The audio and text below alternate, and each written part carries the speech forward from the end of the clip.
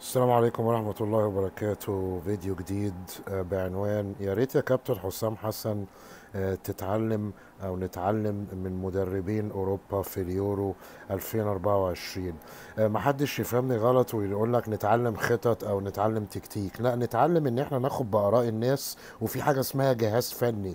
احنا شايفين الناس المدربين بيقعدوا يسمعوا للمدربين بتاعتهم أو المساعدين بتاعتهم. طبعا هي كانت الحكاية دي اكسكلوسيف في الدوري الإنجليزي، بس احنا شايفينها زايدة قوي في اليورو، بالذات النهارده بعد ماتش المانيا اللي خلص مع المجر.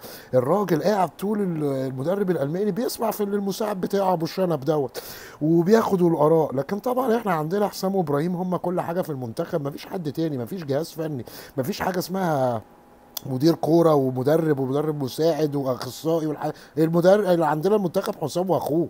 هو حسام وبعد كده اخوه المدرب، وهم بس ليهم السلطات والصلاحيات ولا بيسمعوا. ده يا اخي لو واحد قال رايه هيطلعوا فيه ويهبوا فيه ويقول لك مش عايزينه في الجهاز. عشان كده جايبين عناصر غريبه علينا وما فيهاش خبرات. حسام حسن واخوه خبرات وكوتشات وكل حاجه، بس ايه الجهاز؟ ايه احمد سليمان وسعفان وعبد الواحد؟